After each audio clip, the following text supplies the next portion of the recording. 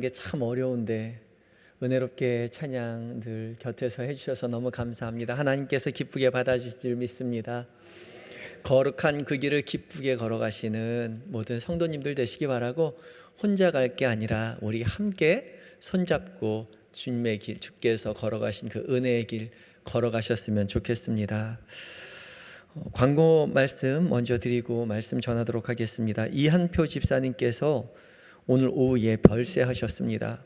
빈소는 영등포 장례식장 2층 특 201호실입니다. 조문 예식은 내일인데 교회에서 출발하는 시간은 교회에서 보내드리는 장례 문자를 참고해 주시면 되겠습니다. 아직 시간이 정해지지 않아서 문자 확인해 주시기 바랍니다. 또 슬픔 당한 가정을 위해서 위로해 주시고 기도해 주시기 바랍니다. 이 시간 하나님의 말씀 앞에 선 우리 모두에게 성령 하나님께서 거룩한 빛을 비춰주셔서 살아계신 하나님의 음성으로 들려지는 은혜가 있기를 바랍니다. 오늘 본문은 이제 부자 청년과 예수님과의 대화이죠. 굉장히 유명한 대화입니다. 그래서 얼마나 유명한지 세계 복음서 마태, 마가, 누가복음, 공관복음에 모두 다 기록되어 있는 말씀입니다. 부자 청년이 예수님 앞에 나와서 어떻게 해야 영생을 얻겠습니까? 라고 물었을 때에 예수님께서 네가 가진 거 다 팔아서 가난한 사람들에게 나누어 주고 너는 나를 따라라 라고 이야기하죠. 근데 이 부자는 재물이 많은 거로 근심하여 그냥 가고 말았다. 정말 안타깝다. 그렇게 이야기합니다. 잘 알려져 있지만, 잘 알려져 있는 만큼 우리가 이 말씀에 대해서 깊이 상고하지 않고 그냥 스쳐 지나갈 때가 많습니다.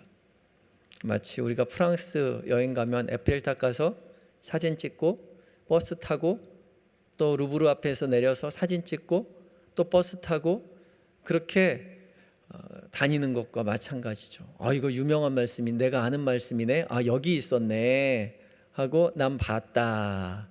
그러고 다음 코스로 넘어가는 거죠. 그러면 정말 보아야 할, 에펠탑에서 보아야 할 것들 못 보고 또 루브르 박물관 안에 보아야 할 그런 작품들, 의미들 그런 거 다 못 보고 그냥 사진만 찍고 가는 겁니다. 오늘 말씀 부자 청년과의 대화도 마찬가지죠. 이 사건을 바라보면서 우리가 제일 잘 알고 기억에 남는 게, 부자가 천국 가는 것이 뭐가요? 어디로 간다고요? 낙타가 어디로요? 바늘 구멍으로 들어가는 것보다 쉽다 어렵다? 어렵다 그래요.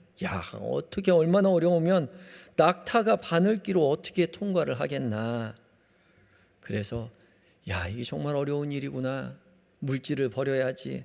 가난해져야 천국 간다. 다 버리고 주님을 따라야 된다. 다 버리자. 그렇게만 생각한다면 하나만 알고 둘은 모르는, 큰 그림만 알고 자세하게 보지 못하고 흘려보내는 겁니다. 물론 성경에는 돈을 사랑함이 일만하게 뿌리다 그렇게 이야기하기도 하고요. 재물과 하나님을 겸해서 섬길 수 없다라고 말하기도 하죠. 재물이 하나님 나라 들어가는데 큰 걸림돌이 되는 것처럼 그렇게 예수님 하신 말씀들이 있기는 하지만 오늘 그 말씀 가지고 오늘 말씀만을 해석해서는 안 된다는 거죠. 사실 구약 성경을 살펴보면 이 재물이라는 거요, 부라는 것은 하나님께서 사람들에게 주시는 축복의 대표적인 것입니다. 하나님께서 이스라엘 백성들에게 복을 준다라고 하셨을 때, 그리고 아브라함에게 나타나셔서 내가 복의 근원이 되겠다, 복이 되겠다라고 말씀하셨을 때 항상 하시는 말씀이 있어요. 부자가 되게 해주겠다는 것이지요. 소유가 풍부하게 해주겠다 그렇게 말씀하시잖아요.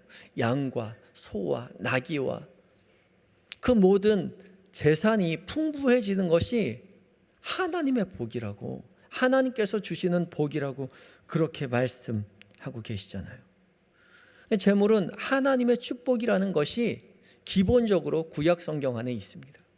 그래서 이스라엘 사람들에게 부자가 된다는 것은 하나님께 복받은 인생이라는 것이고, 가난하게 된다는 것은 하나님으로부터 저주를 받은 것이다, 벌을 받은 것이다 라는 인식이 기본적으로 바탕에 있는 것입니다. 그 기본적인 바탕을 가지고 이야기를 해야 하는 것이죠. 오늘 본문 29절과 30절에도 이렇게 있어요. 29절과 30절 함께 읽어볼까요? 시작.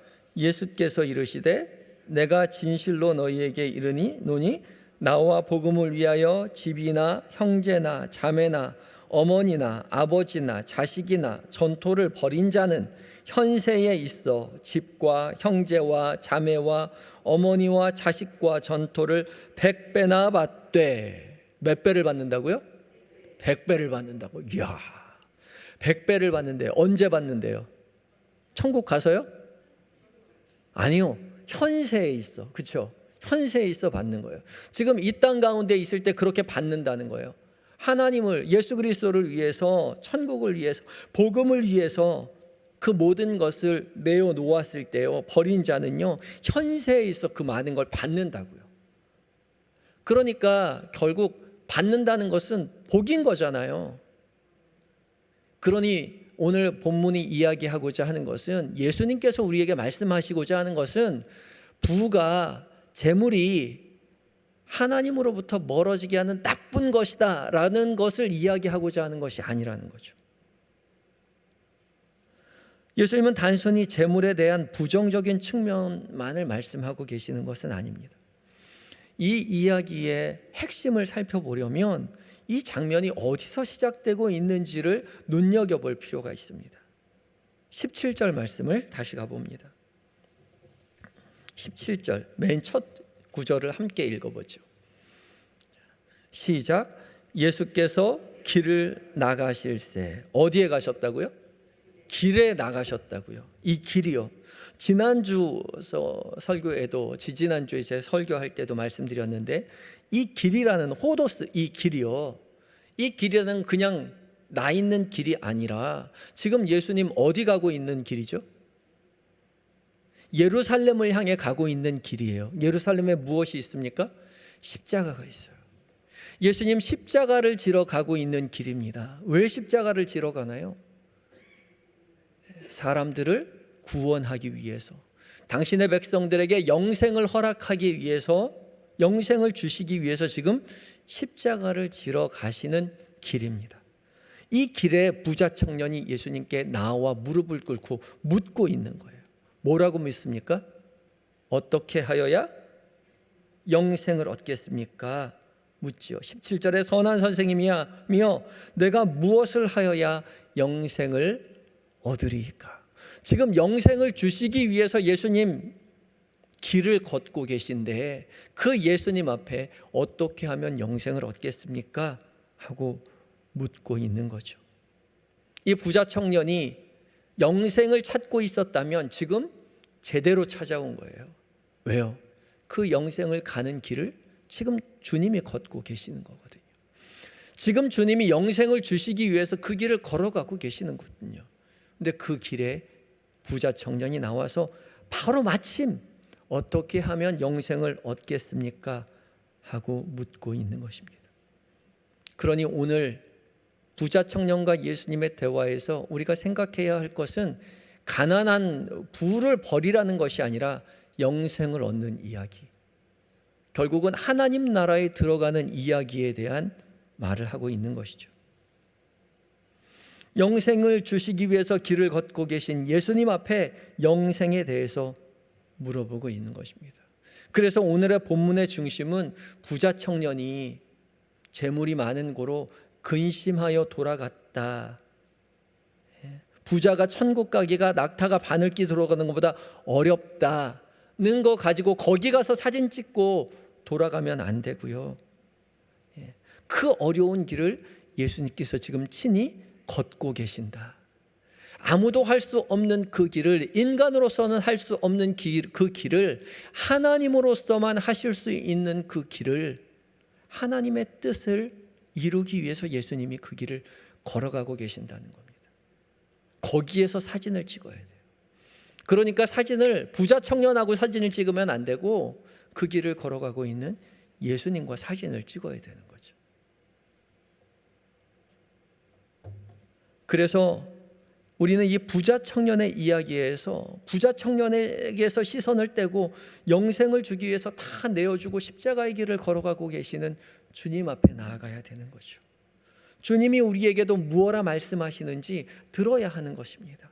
부자 청년이 근심하고 갔다는 것에 대해서 그 사람을 쯧쯧쯧 하는 것이 아니라 주님 곁에 가서 주님의 음성을 들어야 합니다. 주님이 뭐라 말씀하세요? 우리에게 뭐라 말씀하시나요? 나를 따라오너라 말씀하시잖아요. 주님 걸어가신 그 길, 영생을 위하여 십자가에 못 박혀 돌아가시는 그 길을 걸으시는 주님께서 우리에게 말씀하시죠. 나를 따라오너라. 어떻게 따라가야 하나요? 모든 것을 버리고 주님을 따라 나서야 합니다. 그것을 주님이 우리에게 말씀하고 계시죠. 그래서 이야기의 결론은 영생을 얻기 위해서 가난한 자가 되자가 아니라 영생을 얻기 위해서 주님을 따르자가 되어야 합니다. 하나님 나라에 들어가기 위해서 가난한 사람이 되어야 한다가 아니라 하나님 나라에 들어가기 위해서 주님을 따라 걸어가야 한다. 그렇게 이야기가 되는 것이죠. 이 말씀이 우리 귓가에 들려지기 원합니다. 이 음성이 우리의 마음 가운데 울려지기 원합니다. 오늘 말씀을 읽으며 나도 주님을 따라 나서야겠다. 나도 주님 따라 그 십자가의 길 걸어가야겠다. 라는 그 음성이 우리에게 들려져야 하는 것이죠. 자, 오늘 설교 끝났습니다. 이제 다 돌아가시면 되는데 추운 날 오시느라고 너무 고생이 많으셨는데 오늘 지하철도 파업하고 거기다 날씨가 너무 추워서 어렵게 온 은혜의 자리 지금 돌아가기는 좀 어려우니까 아쉬우니까 조금 더 말씀을 깊이 살피면서 은혜를 나누고 싶습니다. 오늘의 이야기는 한 사람이 예수님 앞에 달려와 무릎을 꿇었다라고 시작하고 있죠. 이 한 사람이라고 이야기하고 있는데 우린 다 알고 있지만 마태복음에는 한 청년이라고 이야기했고 누가복음에게는 관원이라고 이야기했고 또 나중에 쭉 읽어보면 모두가 부자였다라는 이야기를 하고 있습니다. 그러니까 관원이자 부자이자 청년인 것이죠. 이 관원이라는 말은 이 사람이 그냥 부자가 아니라 정치적인 지위도 가지고 있었던 사람이라고 볼 수 있는 것이죠. 청년으로서 건강도 있고 부도 있고 명예도 있고 권력도 있는 그런 사람입니다. 그런 사람이 예수께 달려와 무릎을 꿇고 어떻게 하면 영생을 얻을 수 있습니까? 물어보았던 거죠. 이렇게 모든 걸 가지고 있는 이 부자 청년, 이 부자 청년은요 바로 이 전에 나오는 본문과 대비가 됩니다. 오늘 본문의 바로 앞에 나오는 사람과 극적으로 전혀 다른 환경을 가진 사람이에요. 이 앞에 누가 나와 있는지 한번 살펴볼까요? 저를 보지 마시고 성경을 보시죠. 자, 오늘 17절 말씀 시작하는데 그 위에 누가 있습니까? 13절에 사람들이 예수께서 만져주심을 바라고 누구를? 어린아이를 데리고 왔어요. 그죠? 그리고 예수께서 보시고 제자들이 꾸짖을 때 14절에 예수께서 보시고 노하시어 이르시되 어린아이들이 내게로 오는 것을 용납하고 금하지 말라. 하나님의 나라가 누구의 것이라고요?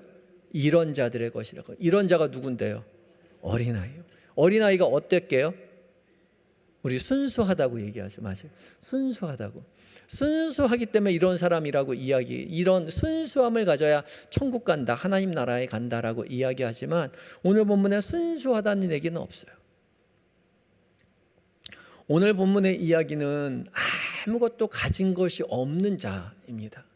무력하고 아무것도 가진 것이 없고 내세울 곳 없고 권력도 없고 사람 취급받지 못했던 이 어린아이가 하나님의 나라의 주인공이라는 거죠. 그런데요, 바로 이것 끝나자마자 길을 걸어갈 때에 이 어린아이와 전혀 다른 모든 걸 다 가진 사람이 등장하는 거예요. 그 사람은 권력을 가지고 있는 관원이었고요. 돈도 가지고 있는 부자였고요. 누구보다도 혈기왕성한 청년이었어요.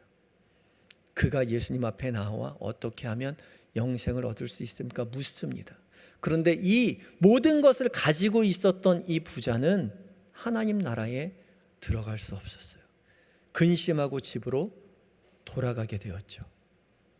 그러니까 예수님은 지금 이 어린아이와 이 부자 청년을 극적으로 대비시켜서 이야기하고 계시던 것입니다. 정반대적인 사회적 지위를 가진 사람으로서 모든 것을 다 가지고 있지만, 이 모든 것을 가지고 있지만 이 사람이 하나님의 나라에 들어가지 못한다는 겁니다. 얼마나 어려운지 낙타가 바늘기로 들어가는 것보다 훨씬 더 어렵다는 것입니다. 사실 이 부자 청년은요, 영생을 얻기 위한 열의가 가득 찬 사람이었어요. 관원이었고 부자였고 청년이었고 남부러울 것도 없는 이 부자 청년이 허름한 예수님 앞에 비류와 같은 사람들이 손가락질하는 바리새인과 서기관들, 그 당시의 제사장들, 모든 사회적 지위를 가진 사람들이 꺼려하는 그 예수님 앞에 그 길에서 무릎을 꿇고 있죠. 칭찬받아 마땅할 만한 그런 열의를 가지고 있는 사람이에요. 그런데 예수님 매몰차게 그에게 거절하고 있죠. 칭찬 한마디 해주지 않습니다. 이에 반해서 어린아이는요, 지금 어린아이가 뭘 했나요? 아니요. 스스로 예수님 앞에 나온 것도 아닙니다. 어린아이는 부모님들이 이 아이를 데리고 온 거예요. 가기 싫은데 억지로 끌려서 예수님 앞에 왔는데, 예수님은 오히려 이 어린아이를 칭찬하고 하나님의 나라가 이런 사람의 것이다 라고 이야기하고 있죠. 예수님은 일부러 부자 청년을 통해서 이 극적인 대비를 하고 있는 것이죠. 이 극적인 대비를 통해서 영생이 무엇인지, 하나님 나라에 들어간다는 것이 어떤 의미를 가지고 있는지에서 우리에게 알려주고자 하시는 것이죠. 그래서 오늘 본문은 부자 청년 한 개인에 관한 이야기가 아니라 부자 청년과 같이 열심으로 영생을 갈망하지만 인간의 힘으로는 전혀 영생을 얻을 수 없게 되는 사람들에 관한 이야기인 것이죠. 그 가진 것을 놓지 못해서 하나님 나라를 포기하고자 하고 많은 안타까운 사람들을 대변하고 있는 것입니다. 이 부자 청년이요. 부자 청년은 주님 앞에 달려와서 묻지만 주님은 그를 초대해 주지 않습니다. 그가 뭐라고 이야기하냐면요, 예수님 앞에 나와서 선한 선생님이여 라고 묻습니다. 선한 선생님이여, 제가 어떻게 하면 무엇을 하여야 영생을 얻으리이까? 이 선한 선생님이라는 용어는요, 사실은 이때 당시에 굉장히 일반적인 용어입니다. 선한 선생님이여. 그때 예수님께서 이 용어를 가지고 물고 늘어지세요. 내가 어찌하여 나를 선하다 하느냐? 이 선과 영생을 연결시키고 계시는 거죠. 그러면서 하나님 한 분 외에는 선한 이가 없느니라 라고 말하고 있습니다.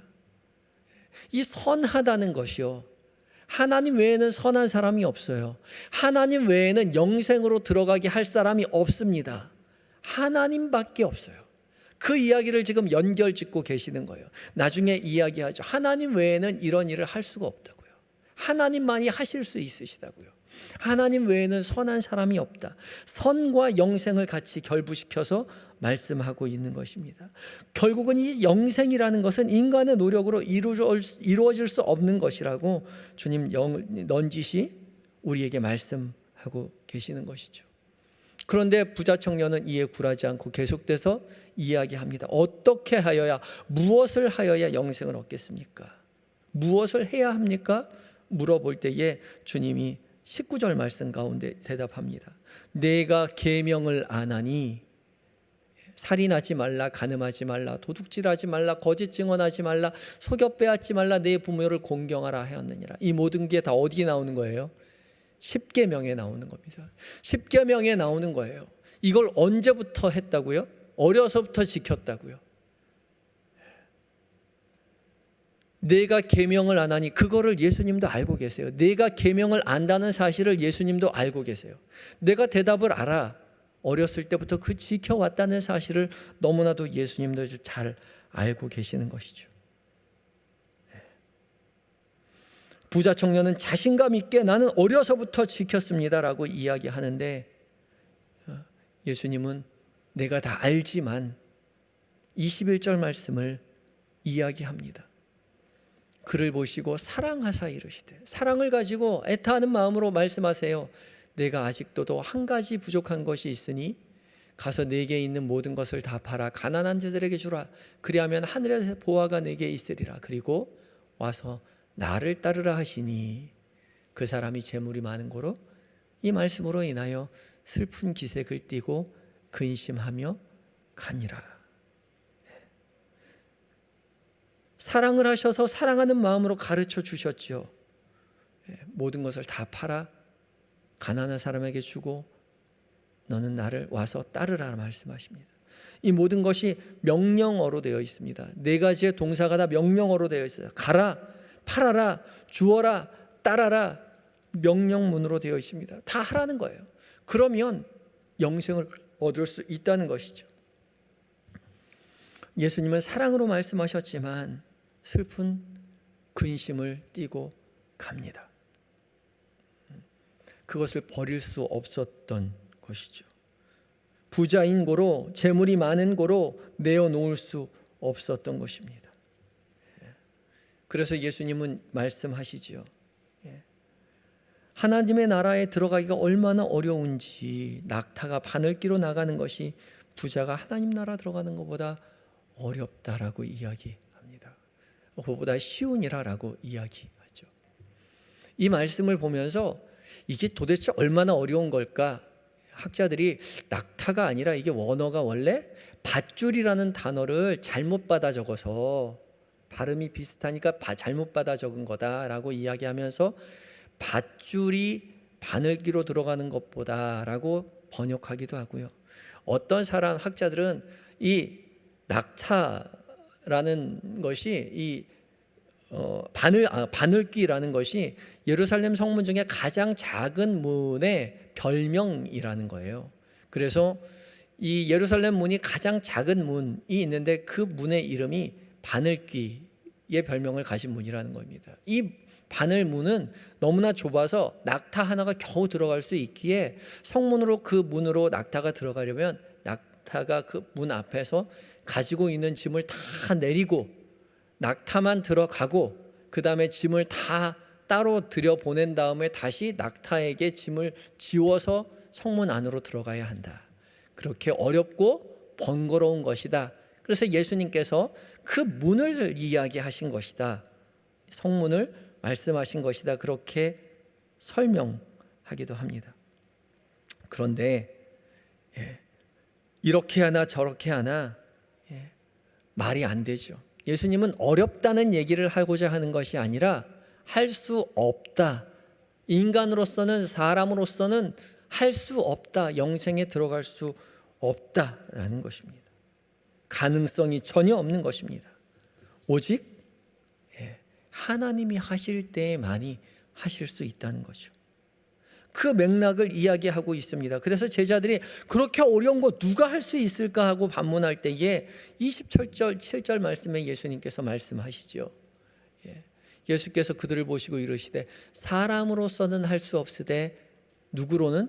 하나님으로는 하실 수, 그렇지 아니하노니 하나님으로서는 다 하실 수 있느니라. 아멘.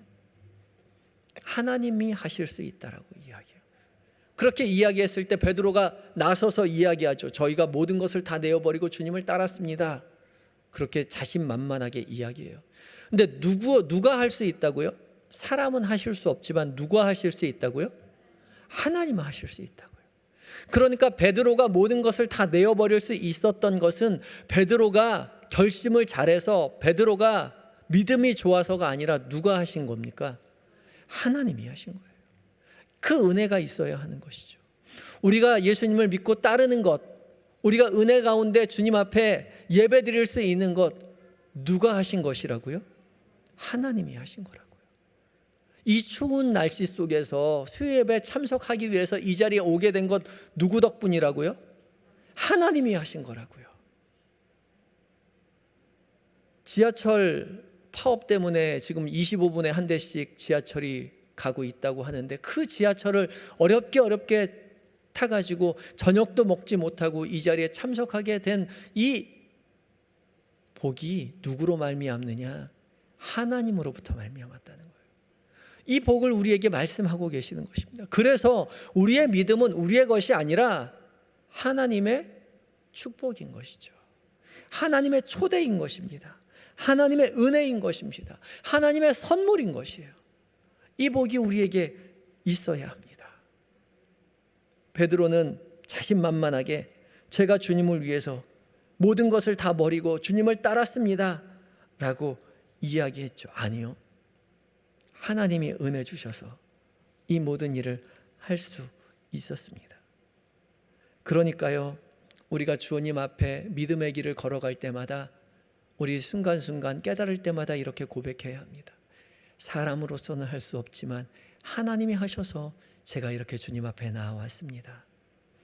하나님께서 하셔서 우리가 이렇게 신앙생활할 수 있게 되었습니다. 하나님께서 하셔서 제가 이렇게 교회에서 순종하며 섬길 수 있게 되었습니다. 그렇게 고백해야 하는 것이죠. 그 은혜가 우리에게 있어야 할 것입니다. 주님 우리에게 은혜 주시기 위해서 이렇게 초대하셨는데, 우리가 믿음의 길을 주님의 은혜 가운데 따라 나설 때에 그렇게 만만한 신앙생활은 아닐 것입니다. 주님을 따라 나선다는 것이 그렇게 쉬운 일이 아니라는 거죠. 이어지는 말씀 가운데 주님 말씀하고 계시죠. 30절 말씀에 현세에 있어 집과 형제와 자매와 어머니와 자식과 전토를 100배나 받되 뭐를 받는다고요? 또 박해를 받는다고요. 하나님을 향해서 우리가 모든 것을 내어 놓았을 때 현세에 하나님이 100배를 주신대요. 하나님 앞에 모든 것을, 내가 가진 모든 것이 주로 말미암았다는 것을 고백하였을 때, 주님의 은혜요 주님의 선물임을 고백하고 주님 앞에 내어 놓았을 때, 주님은 100배의 결실로 우리에게 더 주실 뿐만 아니라 거기에다 뭘 더 얹어 주신다고요? 박해를 얹어 주신다고요. 그러니까 예수 믿다가 힘든 일이 생긴다면은 그거 누가 주신 거예요? 하나님이 주신 거예요. 그 은혜가 우리에게 또 있어야 합니다. 박해도 하나님으로부터 오고 있는 것입니다. 주님께서 우리에게 밝히 말씀하신 거예요.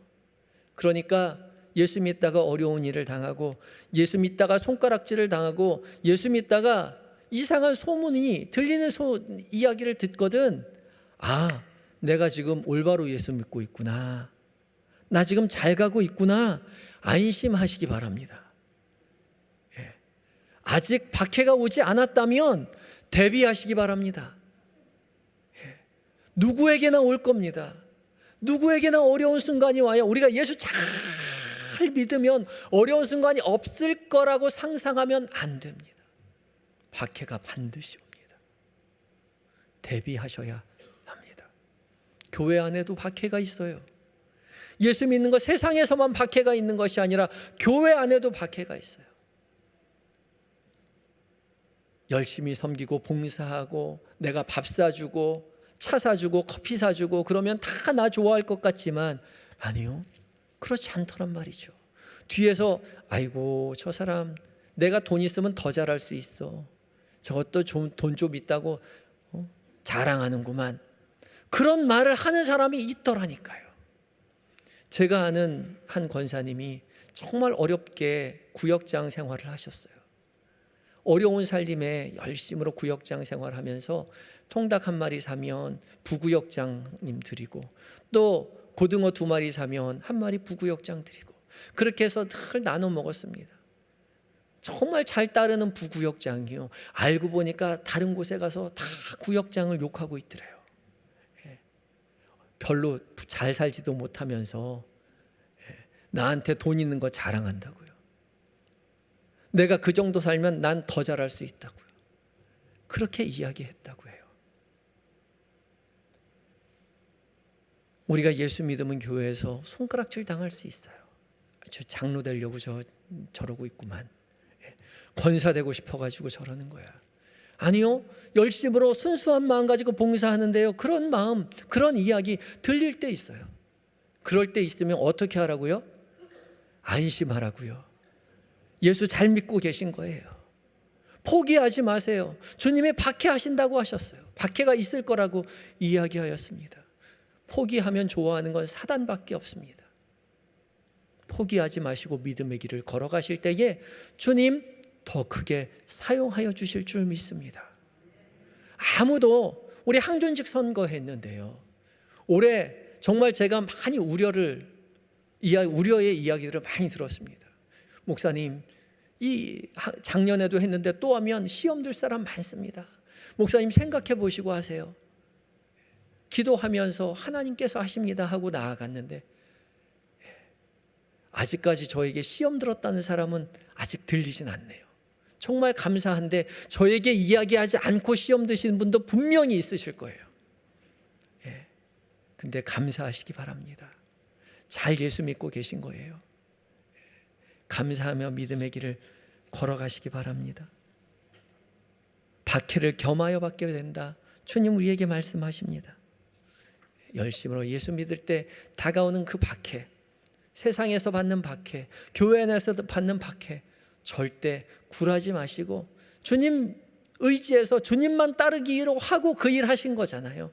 주님만 따르기로 하고 헌신하시고 봉사하시고 차 사시고 밥 사시고 하신 거잖아요. 그러면 그것으로 족하고 주님만 믿고 주님만 의지해서 따라 나서시기 바랍니다. 그때에 주께서 주시는 더 큰 은혜가 우리 가운데 있을 것입니다. 우리가 언제 사람 보고 섬겼습니까? 하나님 보고 섬겼죠. 우리가 사단의 게임에 절대 넘어가지 말아야 합니다. 그리고 나보다 먼저 가고 있는 사람이 있다면 박수 쳐주세요. 오늘 맨 마지막 절에 그렇죠. 나보다 31절 말씀 함께 읽어볼까요? 시작. 그러나 먼저 된 자로서 나중되고 나중된 자로서 먼저 될 자가 많으니라. 저 사람 나보다 우리 교회 늦게 왔는데 나보다 먼저 권사가 되네. 저 사람 나보다 늦게 왔는데 나보다 먼저 안수집사가 되네. 나보다 먼저 회장에 뽑히네. 내가 훨씬 더 오래 섬겼는데. 그러지 말라고요. 그럴 수 있대잖아요. 먼저 된 자로서 나중되고 나중된 자로서 먼저 될 수 있대잖아요. 나중에 가도 천국 가면 되죠. 조금 늦게 가도 함께 가면 됩니다. 걱정하지 마시고 중요한 것은 낙심하여 되돌아가지 마시고 모든 것을 주님 바라보고 주님을 따라 나서시는 한영의 모든 성도님들 되시기 바랍니다. 예수 믿을 때 박해가 따라올 것입니다. 그 박해에 굴하지 아니하시는 여러분들 되시기 바랍니다. 사단의 꾀임에 빠지지 않으시는 여러분들 되시기 바랍니다. 여러분의 모든 박해가 신앙의 디딤돌이 되어서 한 걸음 더 믿음으로 성숙한 신앙으로 발돋움하여서 잘하였도다 착하고 충성된 종아, 내가 작은 일에 충성하였으니 많은 것으로 너희에게 맡기겠다 약속하시는 주님의 음성 들으시는 한영의 모든 성도님들 되시기 바랍니다. 다 같이 기도하시겠습니다. 함께 기도하실 때에 주님, 우리를 위하여 모든 것 내어주신 주님 따라 우리도 기쁘게 내어주고 희생하며 살게 하여 주시옵소서. 기도하시고 또 기도하실 때에 세상의 박해와 어려움에 우리가 낭망하지 않도록 성령 하나님 우리를 도와주시옵소서. 기도하시고 또 기도할 때에 대림절을 지내며 세상의 소망이 되시는 예수 그리스도를 묵상하게 하시고 또 주일 말씀대로 깨어서 준비하는 성도가 되게 하여 주시옵소서. 기도해 주시고 또 항전직 선교를 통하여 세워진 일꾼들에게 하늘의 지혜와 용기와 힘을 주셔서 주님의 참된 제자로 세움받게 하여 주시옵소서. 함께 간절한 마음 가지고 기도하며 나아갑니다. 기도하시겠습니다.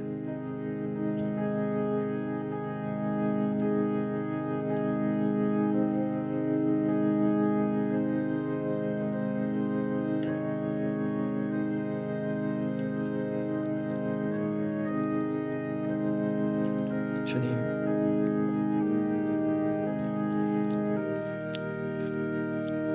서운한 마음이 있을 수 있지만 그 서운한 마음 주님 앞에 가져가는 성도들 되게 하여 주시옵소서. 근심하여 되돌아가지 아니하고 낙심한 마음 가지고 주님을 따라 나설 수 있는 한영의 모든 성도들이 되게 하여 주시옵소서. 주님, 우리를 위하여 모든 것 내어주신 주님 따라 우리도 기쁘게 내어주고 희생하며 살아갈 수 있도록 주님 따라 나설 수 있도록 주님 도와주시옵시고, 박해와 어려움 속에서 주님 좌절하거나 낭망하거나 시험 드는 자 없도록 우리 한영의 성도 한 사람 한 사람의 마음 가운데 주님 역사하여 주시옵소서. 오직 주님 바라보고 주님만을 섬기며 주님의 마음으로 서로를 이해하고 보듬어 안으며 용납하며 환대하며 살아가고 박수치며 살아가는 하나님, 우리 한영의 모든 성도님들 되게 하여 주시옵소서. 주님 대림절 지나며 세상의 소망 되시는 예수 그리스도를 묵상하게 하시고 그저 그냥 시간만 보낼 것이 아니라 깨어 준비하는 성도들이 다 되게 하여 주시옵소서. 항존직 선거를 통해서 세워진 일꾼들, 주님 주께서 하늘의 지혜와 용기와 힘을 허락하여 주시고 주님의 참된 제자로 세움받을 수 있도록 주 역사하여 주시옵소서. 오직 주님을 의지하며 나아가는 모든 성도들에게 함께 하실 줄 믿습니다. 예수님의 이름으로 기도드립니다. 아멘. 찬송가 292장 함께 찬송가